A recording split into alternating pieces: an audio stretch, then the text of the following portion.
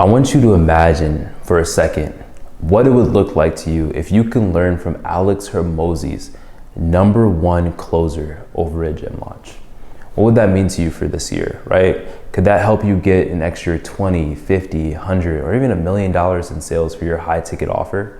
Well, in today's video, I'm going to be interviewing Jacob Hopkins. He's Alex Hormozi's #1 closer right now over a gym launch. So this video is super important, guys. I want you guys to be super engaged. Go ahead and get your notepads, your pens out. If you stick throughout the whole entire video, I promise at the end, the stuff that Jacob drops at the end too as well of this video, there's plenty of gems throughout the whole entire thing. But at the very end, he dropped the #1 gem that I've heard in so long inside of sales. So I'm really looking forward to today's video, guys. If you don't know who I am, I'm Anthony Carter. I run a growth agency. Just stay with me. I'm looking forward to today's video. Let's go ahead and dive in. When I first started, giving you guys a little context or background, I dropped out of college. So I actually just turned 19 when I joined the team. That was about 2 years ago. And I just started as a cold caller. I didn't get paid. Most of the cold callers got paid hourly. I didn't get paid hourly. I was like straight intern and just earning commission off cold call sets, that actually showed up. And so the biggest win was, I think, probably even bigger than getting #1 was proving to the team and proving to myself that I could close. Because I had a lot of people, look at me, I look like I'm 12 on Zoom, right? You guys probably were like, who is this guy coming to talk to us? When I jumped on here, because I look like I'm 12 and I do a pretty complex B2B sale, up to $50,000 packages. Most of the packages we sell are 42,000. The minimum package I sell is 42K. If they pay in full, it's 30K, right? And so with that, I got a bunch of, pretty much everyone at the company is twice my age, right? The other salespeople are, 5-10 years older, at least than me. And so the biggest win was proving to myself that it really didn't matter how I looked if I was able to really understand the prospect's problems and prescribe the solutions. So I went back and forth for months trying to prove myself to actually get on the closing floor. Wow. Yeah. And I saw some people in the chat because they're like, wow, $42,000 of an offer. For some of them, it's like, that's insane of a ticket price. What's the highest price package that you've closed so far? Just curious. 50K. 50K. Okay. That's what's up, man. That's what's up. So I know, some people on here have offers for 6K, 15K, but no, that's awesome. So if you even want to give like a little bit background, I know you touched on it a little bit so far, but I know some people on this call, they don't even know what gym launch is. They don't know what you're even selling at all. I'd love to give them a little bit more context. So if you want to highlight what not the specific offer, but like what gym launch is, what you guys do over there, that'd be perfect. Yeah, 100%. Drop a 1 in the chat if you guys know a guy named Alex Hormozi. Let me drop my one. Anyone? Cool. So Alex Hormozi, he started a gym launch. It was really kind of his, of course, after he sold his gyms, was his first business that exploded. What we do at Gym Launch is we're coaching consulting, right? So we help gym owners grow and we help them in, all aspects of their business. Really, the 3 buckets that we look at it through is how do we get them more clients? How do we, pull the right profit levers to make those clients worth more? And then of course, keeping them longer. So almost think of it as a hybrid between an agency and a coaching consulting company, right? So we'll jump in, we'll run their ads. And then on top of that, we will coach and consult them on how to grow their business. Awesome. So do you think that do a lot of the closers over there, do they have like a in-depth knowledge around paid media? Because I've gotten closers before and they thought, I actually know everything about ads and everything. Is there what was kind of like the learning curve, or how did you work around not having to be a full-on expert in like paid ads and things? Yeah, good question. So funny thing. So we sell to a lot of boot camp facilities, right? I've never been in a boot camp style facility, boot camp class, right? So it's like, that's #1 is I've never actually been in that type of class, in those facilities. Typically I just go to like an open gym, right?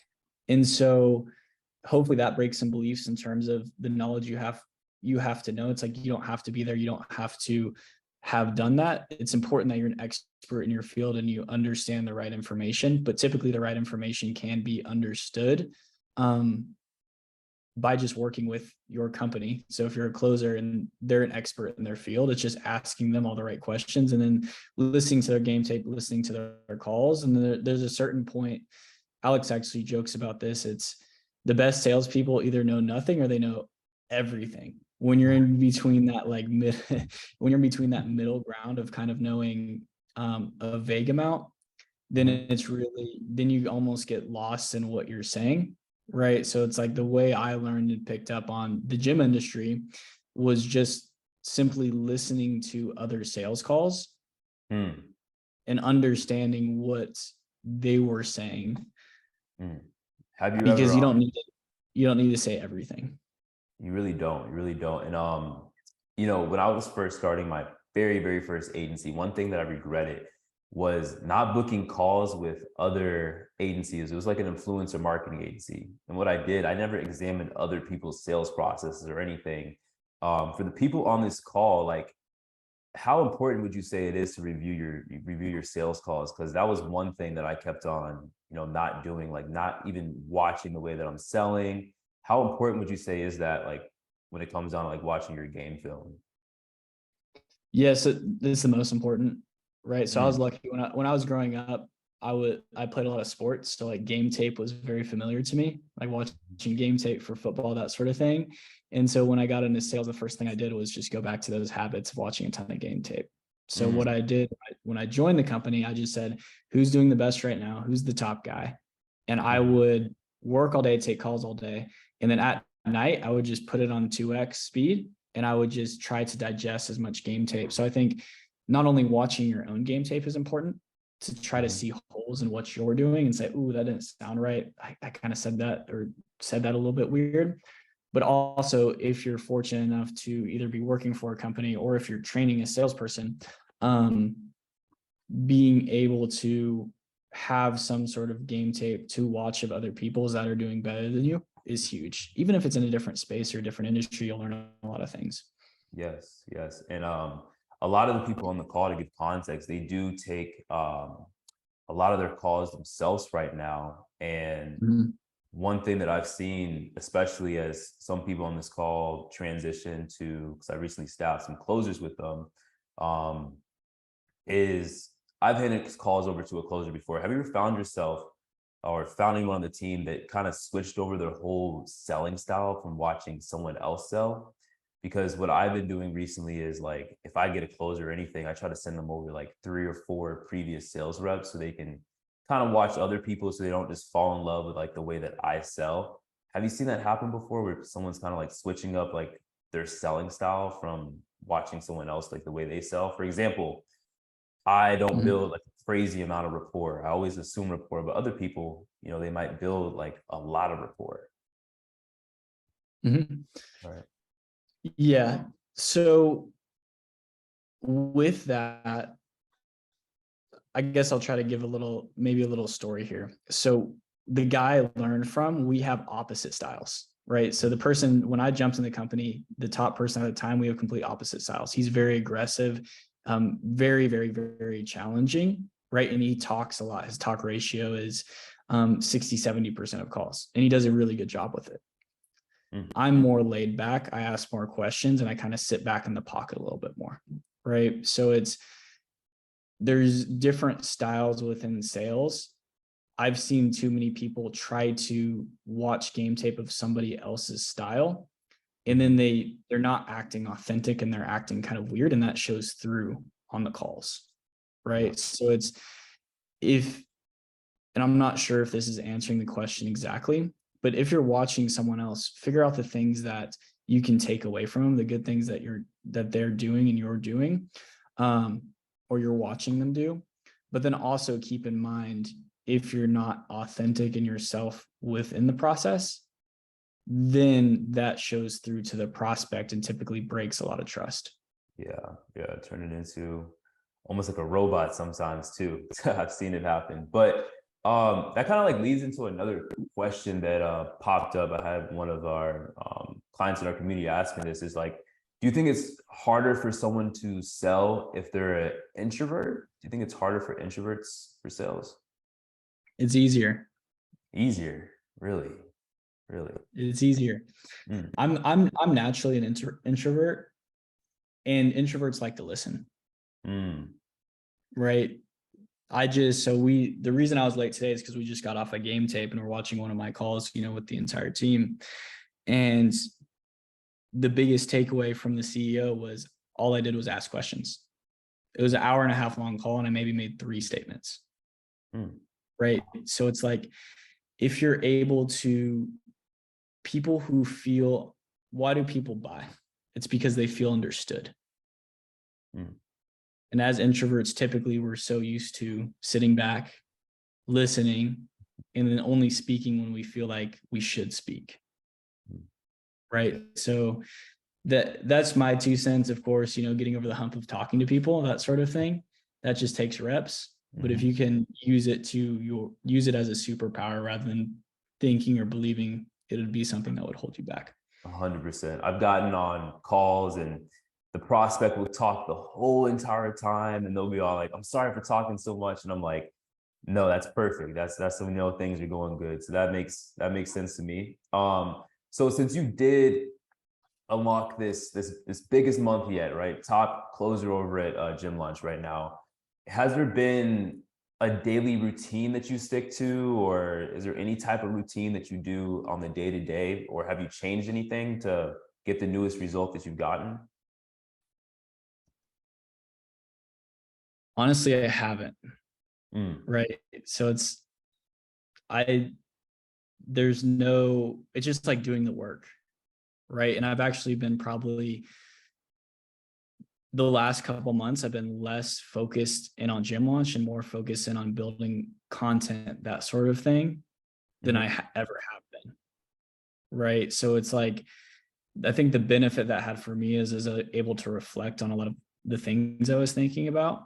But then at the end of the day, I do not believe there's some magic formula of waking up, taking a cold shower, doing X, Y, and Z to be able to get the results, or having some sort of crazy routine. It's just actually getting up, doing the work, figuring out where you're messing up, and then just continuing to iterate and evolve, through that process. Completely agree. I'm with you on that. Is anyone in the chat? Anyone have any crazy daily routines they do? Maybe like something insane. I could be wrong. I tried them that No, long. like yeah. No, I hear you, man. I've made it a goal. I was like, I'm gonna start waking up earlier, but man, nothing crazy on my end. Just some people ask me, like, is there a certain hack that you do as a 7-figure business owner? I'm like, it's no daily routine hack, just making sure I'm getting everything done on my end. So I know last week, one of my clients, Daryl, he was asking a lot of questions around like the follow-up processes. And one thing that I've seen is just a lot of people, they feel so needy when it comes down to following up with prospects. Is there a certain way that you go around following up with prospects without being needy or desperate for the sell? Rent's coming up, got to get that money collected. Is there a certain way that you go about following up without sounding so needy? Mm-hmm. No, great question. I would say, to give you guys some context, about 50% of my sales probably come from follow-up and pipeline closes. Mm. And the reason I think this is, and the team was asking me, how do you get so many pipeline closes? What's your follow-up process look like? It's being able to end the conversation without losing respect, or being able to end it as a leader. Right.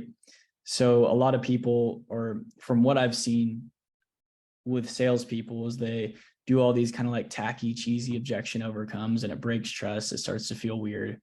And then there's really no game plan to get them set up.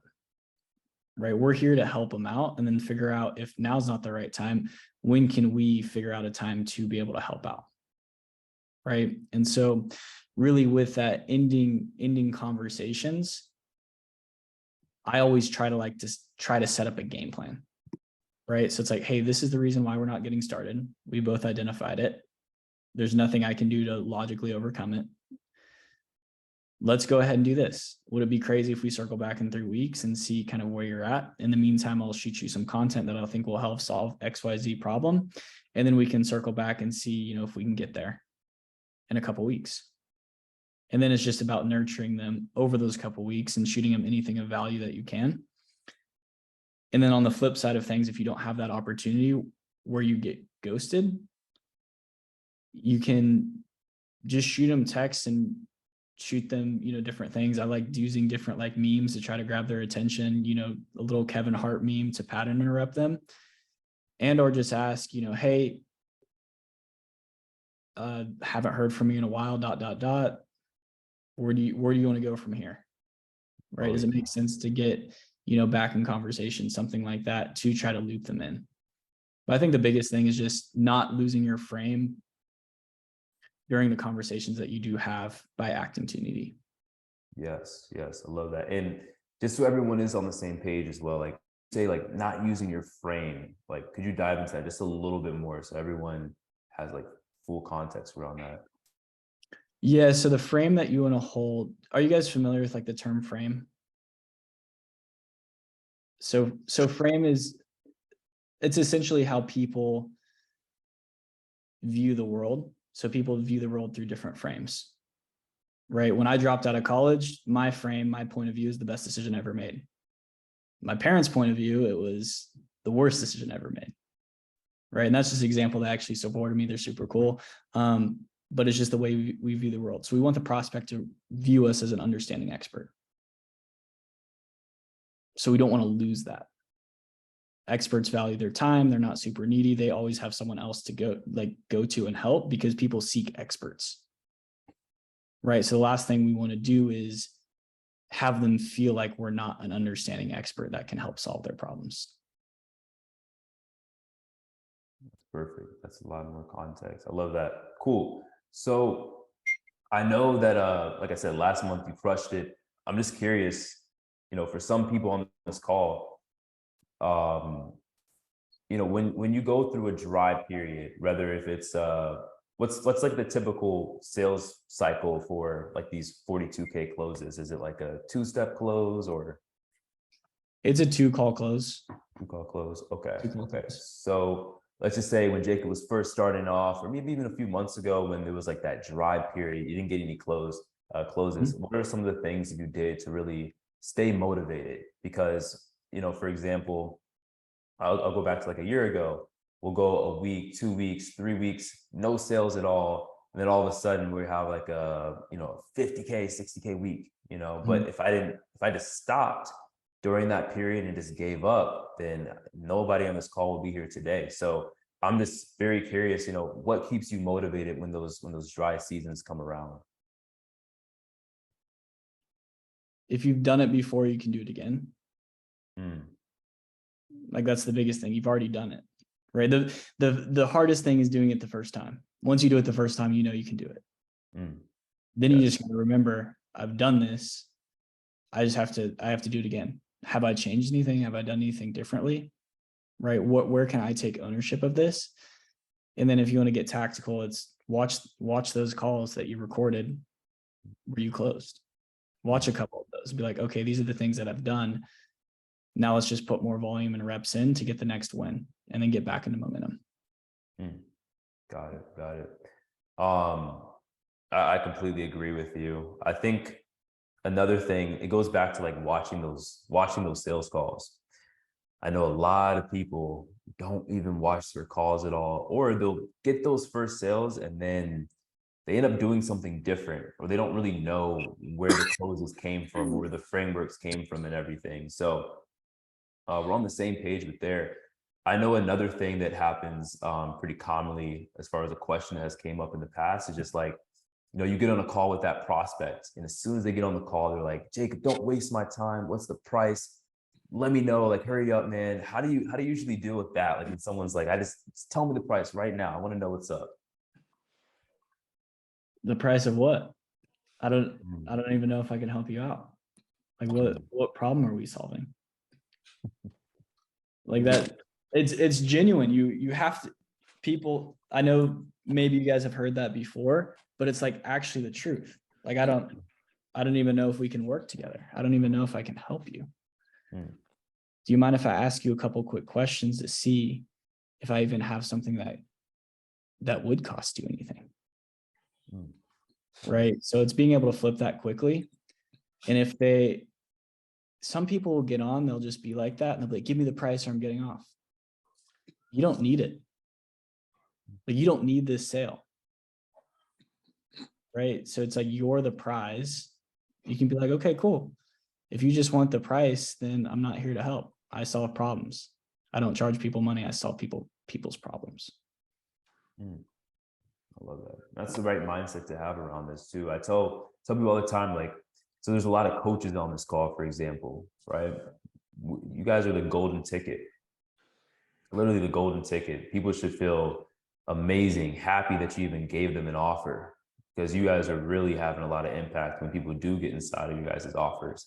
I know just about almost everyone on this call personally, like for example, Chris Bruce on this call, helping people make millions a year off of real estate, talking about Favor, Fee, Lydia, Theo, you guys all have amazing skills. So holding that framework is super important. So now, I'm freezing a little bit on you guys. I think I'm back. Am I back? I got you clear. Okay, cool. So my next question for you was really just around like kind of like what's next. Like, once you hit this big month and this big goal, I know sometimes, you might kind of lay back a little bit. Like, what's kind of next now that you've hit this new milestone? Rinse and repeat. Hmm. Right. So it's just, I don't know how many of you guys have played sports, but you win one game in the playoffs doesn't mean you win the championship. Yep. Right.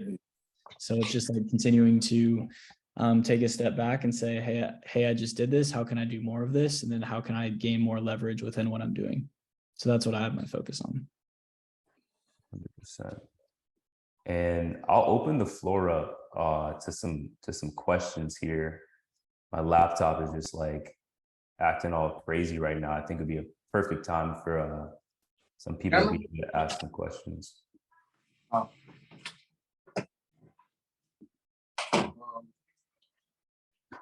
Hey, is it cool we ask questions? I got one. Yeah, go ahead.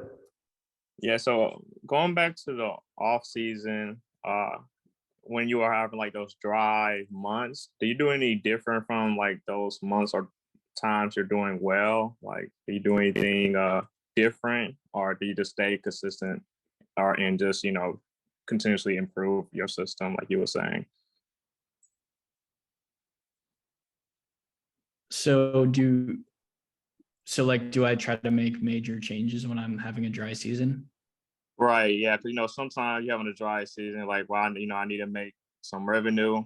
Do you have any certain things that you do differently, or do you change your target at all, or do you keep everything the same and just hope for the best the next quarter or so? Yeah. So I mean, with that, it's trying to, because of course there can be emotion within those decisions. So it's trying to take a step back and look at it as logically as possible. Right. And if you have, a group like this is, a great community where you can say, well, first you can take a step back and figure out, okay, is this a sales issue? Okay. It feels like a sales issue, right? Is this actually a problem? And it's always good to try to take ownership as much as possible. Or have I talked to just like 3 super weird people this week? Right. So just like being able to discern that, and then taking a step back and saying, okay, where can I take ownership here? And this is why I like watching calls, because you can watch one of the calls that you just had and compare it to a call where you were on fire. And then you can see, okay, am I doing anything different here? Because the last thing I want to do is just start fixing things that are not broken.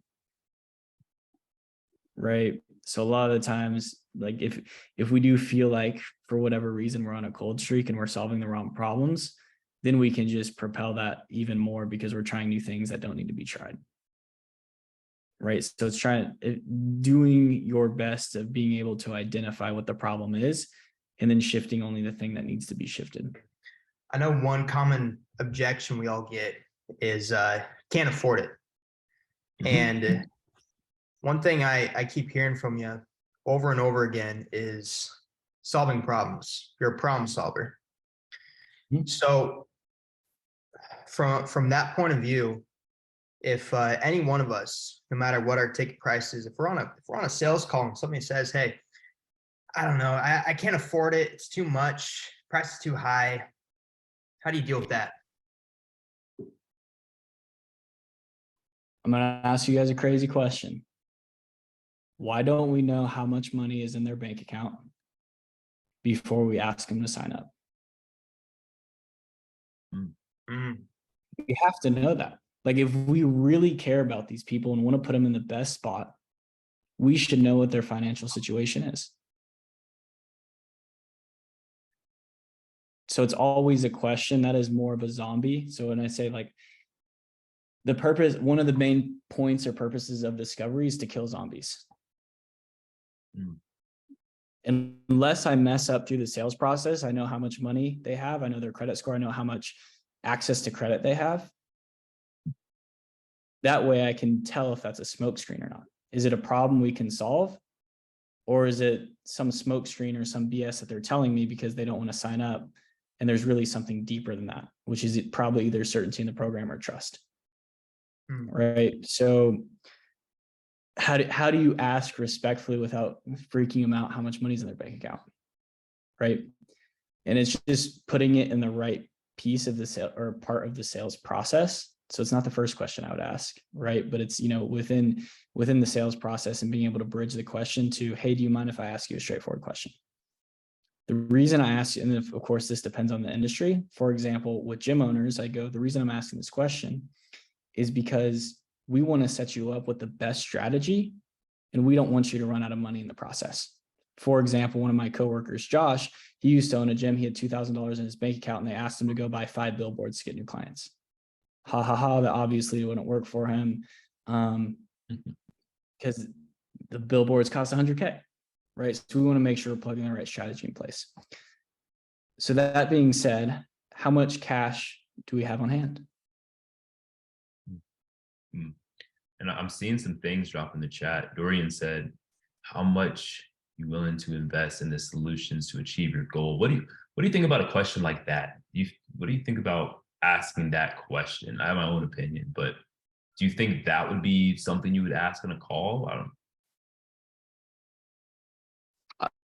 I personally wouldn't, because there would be no one within my industry that would say $42,000. Like, that probably wouldn't happen.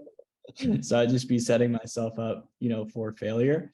I would just figure out how much money they have. Yeah. And then figuring out how I can make my solution work for them. Exactly. Yeah. So what I'm hearing is that research is really important. That market research, getting to know your leads, your clients.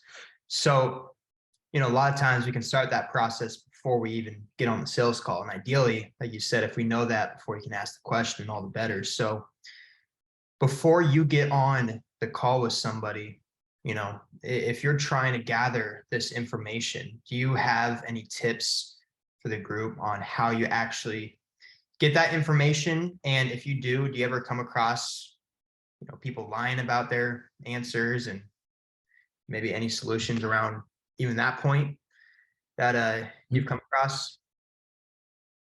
Yep. So we don't, and I'm not sure why we don't at Gym Launch, we don't have a survey that asks those questions. I know there's a lot of companies that do. I've worked, with some companies that do ask those questions in a form. And then it's always, because I know people do lie about that on the forum because I've seen it happen. So you can always bring it up, within the conversation again, right? Hey, I saw your application, and then it makes it even less awkward. Hey, I saw your financial application here. Do you mind if I just ask a couple more questions so I really understand your financial situation? That way I don't put you in a bind joining our program. then you'll be able to really get down to the truth a little bit easier when it's face to face and you dig a little bit deeper. Got it. So do you spend a lot of times talking about like the consequences of not joining the program? So honestly, I probably could do a better job of that. I don't ask a ton of like consequence questions, right? I probably could do a better job of that. It's not something that I've seen work super well in our industry and on our team that I've been able to model from it. So I've stayed away from it. There's some times where it's, in the close and it's, more of just trying to push them over the edge of, hey, what happens if we just don't do anything? The reason I don't ask those questions a ton is because in our industry, ego is very big, as you can imagine, a bunch of yoked up gym owners. So then they go and it becomes more of like a ego challenge than anything when I do ask that.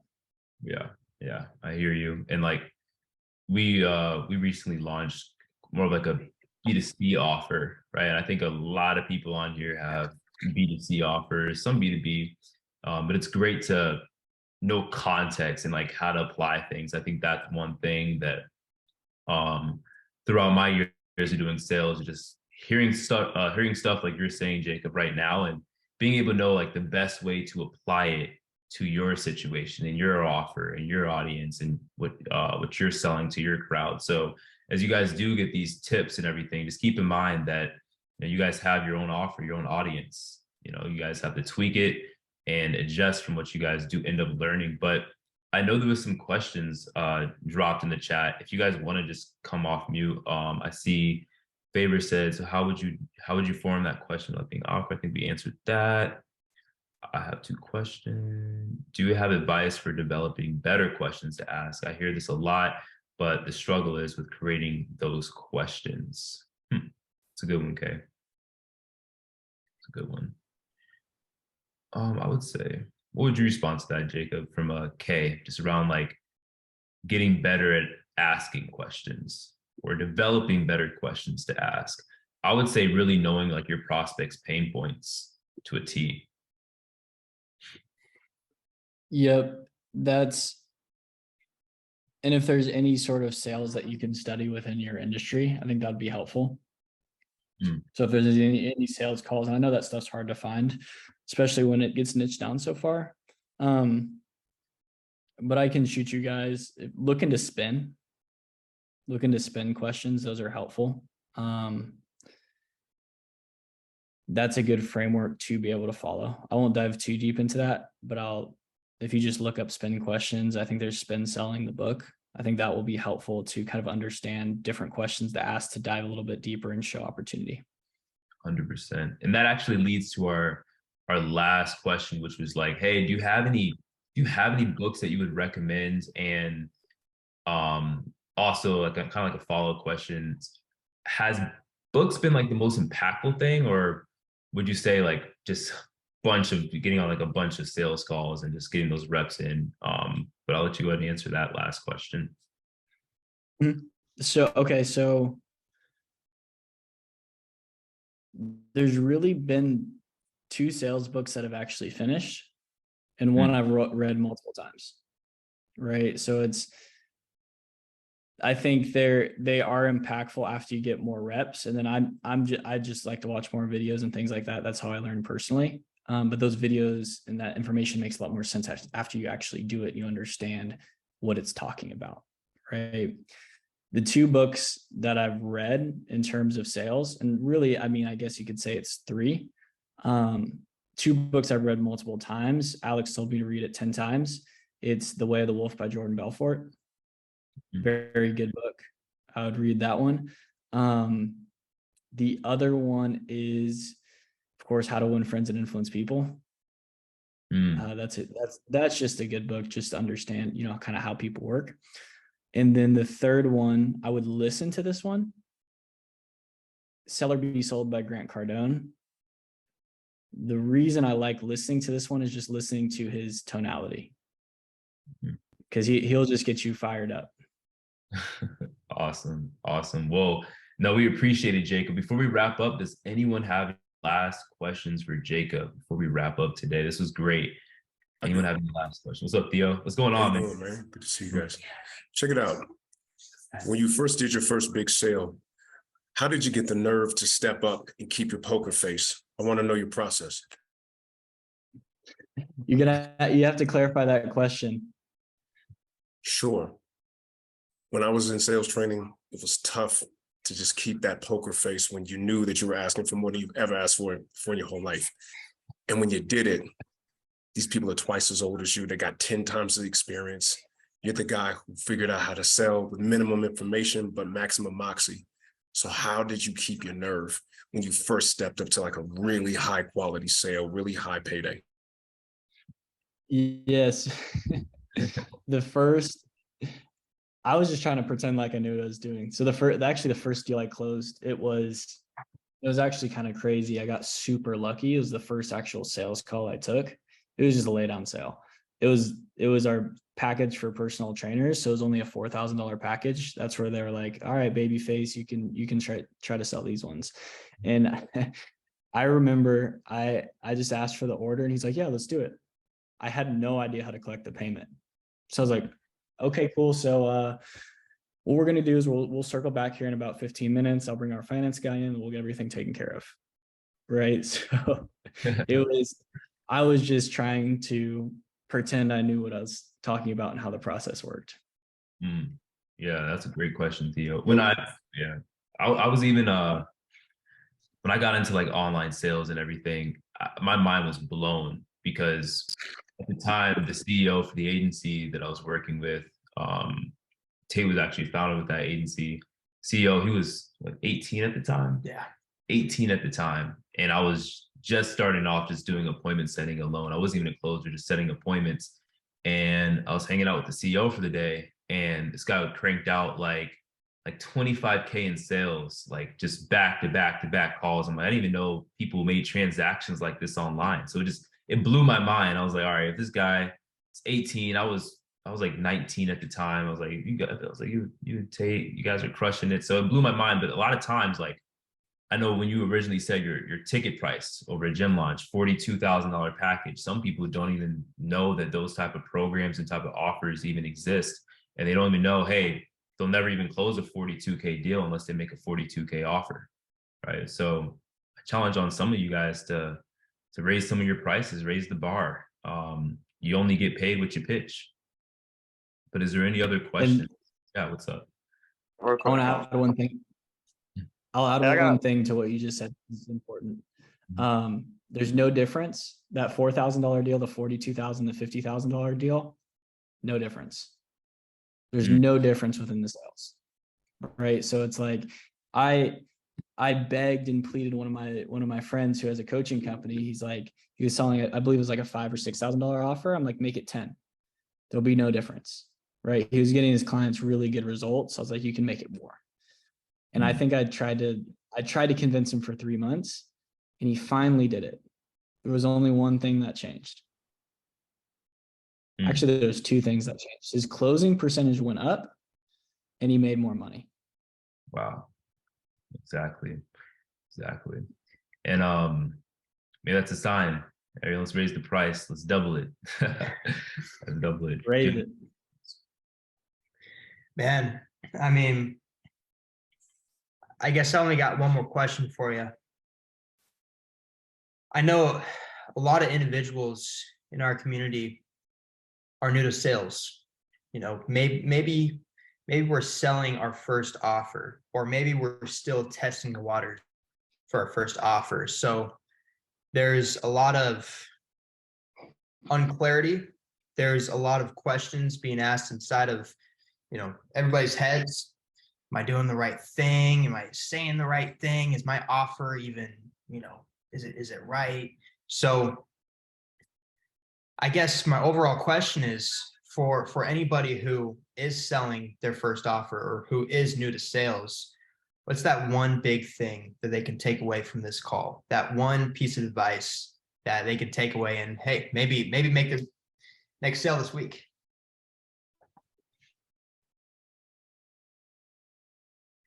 People who feel understood by. So make that person feel understood. Don't listen to talk, listen to understand. If you can understand that problem or that person's problems better than they do, then all you have to do is prescribe a solution. Talk less, listen more. I guarantee you, if you just take that one thing into your sales process, you are going to close more deals and make more money. Yeah. I've been reviewing a lot of sales calls being submitted, and now that Jacob said it too as well, validates it. I know some people have been asking me for some secret sales strategies and all this stuff, and I reviewed some calls, and I'm like, you just would have not talked so much, you would have closed those deals, and it's super common. So, and I've seen a lot of people where they'll be the ones that don't even talk a lot, but then when they get on sales call, they'll start talking more because they think that they have to change their personality, leaning back on like the introvert side. So no, Jacob, I really appreciate it, man. I really appreciate it. So if people are on this call, right, I know you have a community, you got the YouTube channel, your IG. Where can people find you at, Jacob? I want people to be able to still follow you on your journey. But where can people find you at? Yeah, so YouTube, it's just Jacob Hopkins. Instagram, Jacob Hopkins. Twitter, I'm dropping trainings and things like that.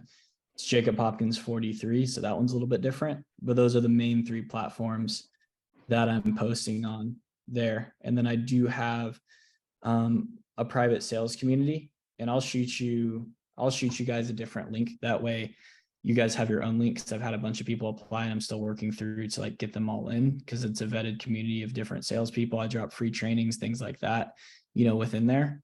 So I can shoot a separate link to prioritize, some of you guys on this call. Just all free stuff. I post some of my calls in there, just a bunch of stuff related to sales. Wow. No, I truly appreciate that. I really, truly appreciate that. I know the waiting list on there is insane. So if you let some people bypass or get opportunity, that'd be great. No, we really appreciate you, Jacob. Yeah, so I guess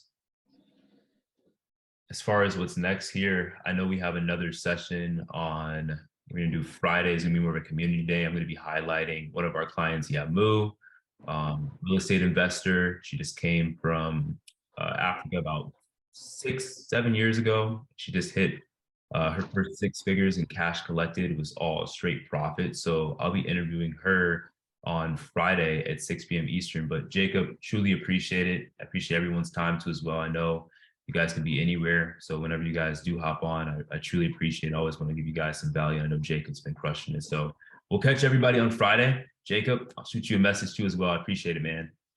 Hey, thank y'all. Appreciate your guys' time as well. You guys have a good one.